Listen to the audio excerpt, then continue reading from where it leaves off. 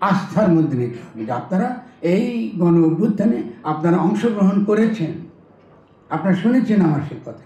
বিশিষ্ট লেখক, দার্শনিক, গবেষক ও বুদ্ধিজীবী ফরহাদ মজহার তার জীবন, দর্শন ও রাজনৈতিক বিশ্লেষণ এবং প্রায়োগিক কাজের মাধ্যমে ইতোমধ্যে তরুণদের মধ্যে জায়গা করে নিয়েছেন। বর্তমান তরুণ সমাজ তার চিন্তার সঙ্গে গভীরভাবে প্রভাবিত। গণঅভ্যুত্থানের নেতৃত্বদানকারী শিক্ষার্থীরা প্রত্যক্ষ ও পরোক্ষভাবে তার চিন্তার নতুন বাংলাদেশ গড়ার রূপরেখা দ্বারা প্রভাবিত। বর্তমান পরিস্থিতিতে বিভিন্ন রাজনৈতিক দল, অন্তর্বর্তী সরকার, নির্বাচন এবং আনুষঙ্গিক বিষয় নিয়ে শুক্রবার একটি বেসরকারি টেলিভিশনে সাক্ষাৎকারে নিজের প্রত্যাশার কথা জানিয়েছেন তিনি, যেখানে দেশ গড়তে তারেক রহমানকে নেতৃত্ব দিতে হবে বলেও বিভিন্ন যুক্তি উপস্থাপন করেছেন এই দার্শনিক। বাংলাদেশকে নতুন করে গঠন করতে হবে, এজন্য তারেক রহমান নেতৃত্ব দেবেন বলে আশা প্রকাশ করেছেন বিশিষ্ট এই দার্শনিক। পাশাপাশি দেশের নেতৃত্ব দেওয়ার ক্ষেত্রে অবশ্যই সমালোচনার সুযোগ দিতে হবে বলেও মনে করেন তিনি।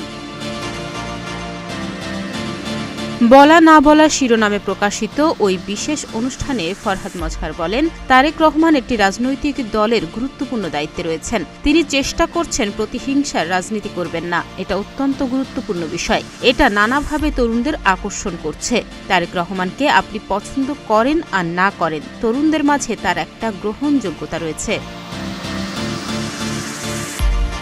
বিশিষ্ট এই বুদ্ধিজীবী আরও বলেন, তারেক রহমান ইতোমধ্যেই আগামী দিনের গঠনতন্ত্র কী হতে পারে তার একটা বক্তব্য দিতে পেরেছেন। বিএনপির ১৯৭২ সালের সংবিধান টেনে নেয়ার কোনো যুক্তি নেই। বিএনপি বলতে পারে, এ দেশের জন্য ৭২ সালের সংবিধান কোনো দরকার নেই। আমরা আমাদের দেশের জন্য উপযোগী একটা গঠনতন্ত্র প্রণয়ন করব এবং সেটা করার জন্য এই সরকারকে সহযোগিতা করব। তরুণদের উদ্দেশ্যে বিশিষ্ট এই বুদ্ধিজীবী বলেন, তরুণদেরকে আমি বলবো, আপনারা ইচ্ছা করলে তারেকের বিরুদ্ধে ক্যাম্পেইন করে আপনারা তারেককে মুছে ফেলতে পারবেন না। এটা হবে না। এ কথা বলাও আইনগত ভুল।